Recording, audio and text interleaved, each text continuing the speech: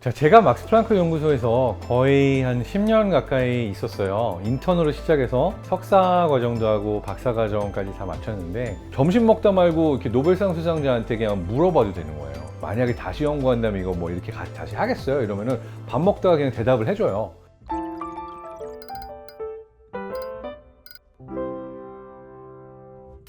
안녕하세요. 뇌과학 박사 장동선입니다. 오늘은 세계 레전드 연구소 2탄 진행해 볼 텐데요. 바로 전 세계에서 노벨상 수상자를 가장 많이 배출해낸 연구기관은 독보적으로 독일의 막스 플랑크 연구소입니다. 사실 막스 플랑크 연구소가 하나의 연구소만 있는 건 아니고요. 지금 현재 시점으로 보게 되면은 86개의 연구소들이 모여 있는 연구소들의 협회라고 볼 수가 있어요. 그래서 공식 명칭은 사실 막스 플랑크 소사이티, 막스 플랑크 협회라고 볼 수가 있고요. 2020년도까지 배출해낸 노벨상 수상자만 35명에 이른다고 합니다. 막스 플랑크 연구소, 막스 플랑크 협회 소속으로 노벨상 수상자들이 어떤 분들이 있을까 보면은 정말 쟁쟁합니다. 당연히 막스 플랑크가 있을 거고요. 알베르트 아인슈타인도 포함이 되고요. 베르너 하이젠베르크, 오토 한, 작년에는 노벨 화학상을 받았죠. 에마누엘 샬팡티에 교수.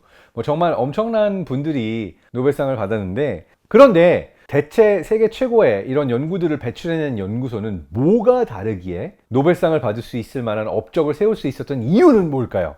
그걸 한번 살펴보도록 하겠습니다.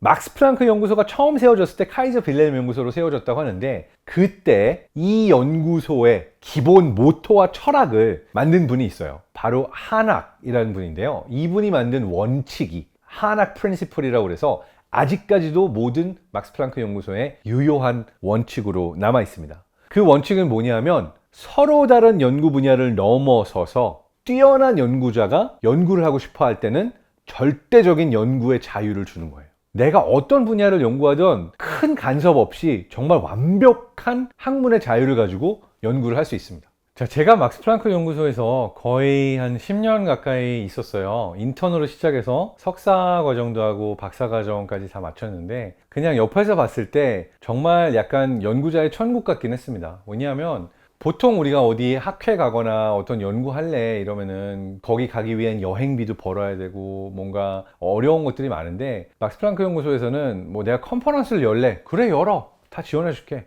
제가 어디 플로리다 가서 발표하고 오겠습니다. 그럼 갔다 와. 연구할 거 있니? 발표할 건 있니? 있습니다. 그러면은 갔다 와도 되는 거예요. 그래서 정말 연구자로서 어느 학회에 가건 내가 어떤 컨퍼런스를 실제로 열건 이런 거에 대해서 어떤 제재를 받지 않고 되게 자유롭게 연구할 수 있는 환경이었다는 게 굉장히 기억에 남아요. 연구의 자유 좋지만 그러려면 돈의 자유도 주어져야 되죠. 그래서 독일 정부에서 매년 지원해 줍니다. 2019년 기준으로 24억 유로 그냥 주는 거예요. 그리고 그 안에 있는 80여 개의 연구소장들이 나눠 가지면서 하고 싶은 연구들을 마음대로 하는 거죠.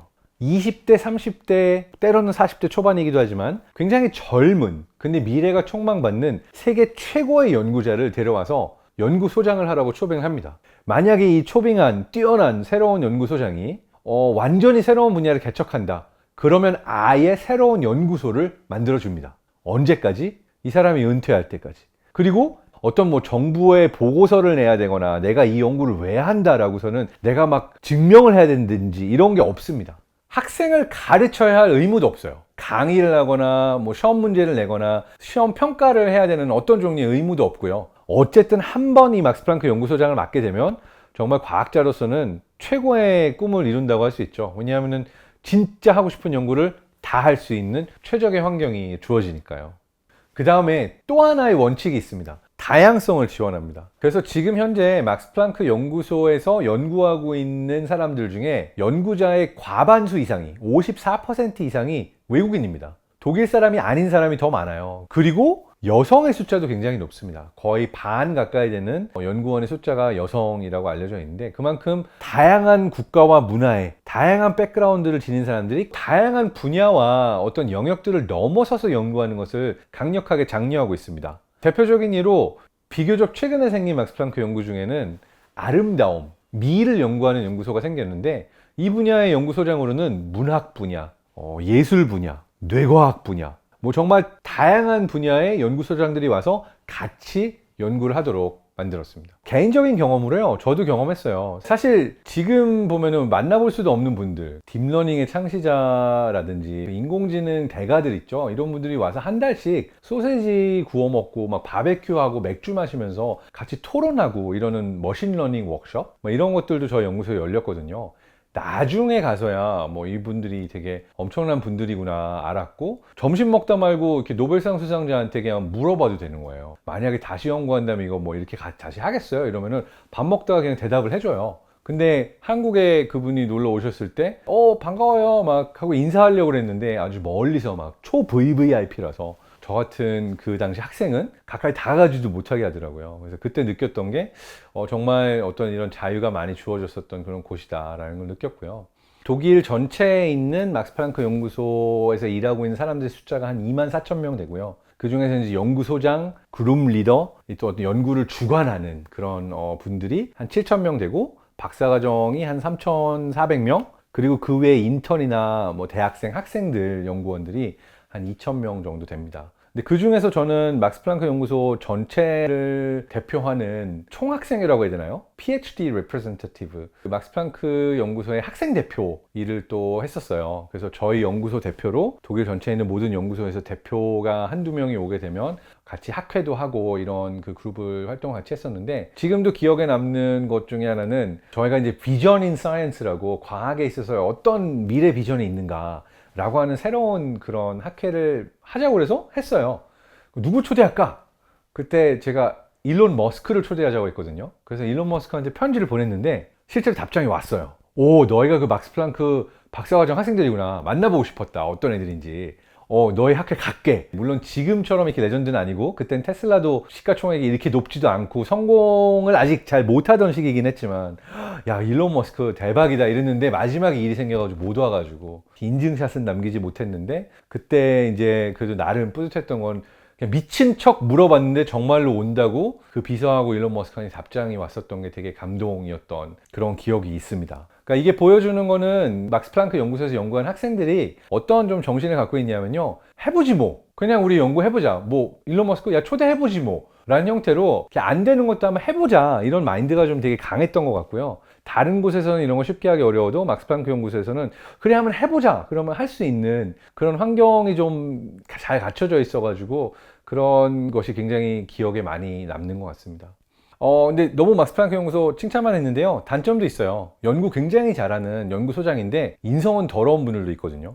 그래서 이런 분들은 또 연구실 분위기도 굉장히 안 좋고, 심지어 누가 이제 출산하게 돼가지고 옆에서 축하해 주는 게 정상인데 그냥 그거 가지고 너는 지금 연구가 더 중요하지 어디 가가지고 애가 생겼냐고 이런 말까지 한 교수님이 있어서 엄청난 문제가 되기도 했고요. 뭐 이게 그래서 뛰어난 연구자라고 다 항상 인성이 좋은 건 아니라서 가끔 거꾸로 어떤 연구자에게 완벽한 그 신뢰와 권력을 다 준다는 것 자체가 폐해로 드러난 일들도 몇 개 있기는 합니다. 그래서 요즘은 그런 것들을 가지고 내부에서 자정의 목소리가 많이 나오고 있기도 하죠. 그리고 막스 플랑크 연구소가 하는 연구는 기본적으로 항상 기초과학 분야입니다. 베이직 사이언스라고 하는데, 그 이유는 막스 플랑크가 한 굉장히 유명한 말이 있어요. Insight precedes application. 새로운 인사이트, 이거는 그 어떤 응용보다 우선되어야 한다 라고 하는 거죠. 제가 있었던 연구소에서 그래서 굉장히 많은 희한한 연구들이 많이 나왔었는데요. 대표적으로 그때 초파리 연구하던 우리 지도 교수님의 경우에는 갑자기 어느 날 나는 헬리콥터 연구를 할래 이러는 거예요. 근데 그 응용과학 연구 아니에요? 그랬더니 아니, 헬리콥터를 만들겠다는 얘기가 아니고 우리가 공중을 날아갈 때 뇌가 어떠한 신호들을 경험하는지 시각과 균형 감각과 이 모든 것들을 연구하겠다는 얘기지. 사실 굉장히 많은 사람들이 의아해했지만 정말 그 연구를 시작했어요. 그리고 전 세계 어디에도 없는 새로운 형태의 머신들을 만들었습니다. 뭐 이런 걸 응용해가지고 포뮬러 1, 엄청나게 빠른 속도로 달리는 F1 드라이버들 있죠. 전 세계 공식 F1 드라이빙 시뮬레이터도 만들었고요. 기초과학 연구가요, 시작할 때는 뜬구름이 없는 연구라고 생각할 수 있어요. 저게 언제 현실화된다고, 먼 미래 얘기 아니야, 저게 언제 쓸모있는 그런 세상이 올까? 그런데요 여러분, 혁신의 속도가 생각보다 빠릅니다. 제가 작년까지 있었던 대기업에서도요, 미래 예측 시나리오가 있었어요. 저는 한 5년, 10년 후 시나리오를 예측했었는데 이미 올해 메타버스가 화두가 됐죠. 2005년, 6년이죠. 그때 당시에 가상현실 헤드셋을 쓰면 굉장히 어지러웠어요. 좀 어지럽고 이게 진짜 같지 않고 이런 문제들이 있었는데 이게 왜 생길까? 이 문제를 어떻게 해결할까? 연구하던 분들. 지금은 페이스북에 가서 오큘러스 팀에 들어가서 그곳에 그룹 리더를 하면서 전 세계 IT 테크 기업, 지금은 메타버스라고 불리는 새로운 연구 분야에서도 또 맹활약해주고 있는 예전 동료들이 있고요.